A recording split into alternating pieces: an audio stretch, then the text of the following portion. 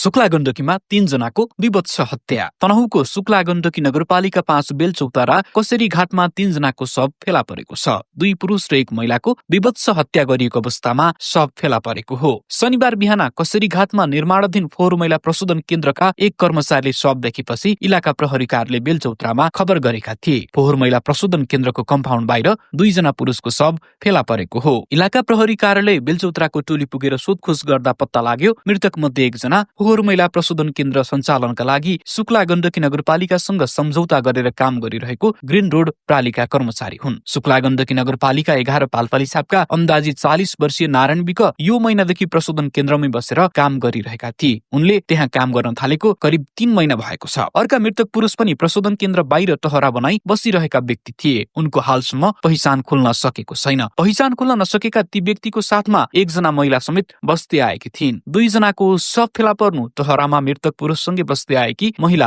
एकाएक गायब हुनुले शंका जन्मायो। प्रहरी र स्थानीयले खोजी गर्दा ती महिला पनि मृत फेला परेकी हुन्। दिउँसो 12 बजेको आसपासमा उनी पनि मृत अवस्थामा भेटिएकी हुन्। 2 पुरुषको शव भेटिएको स्थानबाट झण्डै 700 मिटर पर ती महिलाको शव फेला परेको हो। जनकल्याण माविको पछाडि कसरी घाटको जंगलमा मृत भेटिएकी उनको पहिचान खुल्न सकिरहेको छैन। पहिचान खुल्न नसकेका महिला र पुरुष 2 जना टहरामा बस्दै आइरहेका थिए। सुक्ला गण्डकीको बजार क्षेत्रबाट संकलन गरेर लगिएको फोहोर मैलाबाट कबाडी संकलनको काम गर्थे। मृत फेला परेका 3 जनाको शव विभत्स रहेको सुक्ला गण्डकी नगरपालिका 5 का वडा अध्यक्ष दीर्घबहादुर थापाले बताए। शवलाई प्रत्यक्ष निहालेका थापाका अनुसार नारायणको पेटमा गम्भीर चोट देखिन्छ। उनको टाउकोमा पनि चोट लागेको छ। पहिचान नखुलेका पुरुषको पनि पेटमा चोट छ। पेटबाट आन्द्रा नै बाहिर निस्केको छ। विभत्स दृश्यबारे उनले बताए। महिलाको शव घाँटी रेटीको अवस्थामा फेला परेको हो। इलाका प्रहरी कार्यालय बेलचौताराका प्रमुख प्रहरी निरीक्षक धननारायण श्रेष्ठका अनुसार 2 जनाको पहिचान अझै खुल्न सकेको छैन। घटनाको प्रकृति शंकास्पद भएकाले जिल्ला प्रहरी कार्यालय तनहुँका एसपी टेक बहादुर कार्की सहितको टोली दिनभर घटनास्थलमै खटिएको थियो। गण्डकी प्रदेशको प्राविधिक टोली र तालिम प्राप्त कुकुर सहितको प्रहरी टोलीले अनुसन्धान गरिरहेको उनले जानकारी दिए। विभत्स हत्या गरिएको अवस्थामा फेला परेको शवलाई पोस्टमार्टमका लागि प्रादेशिक अस्पताल दमौली पठाइएको छ।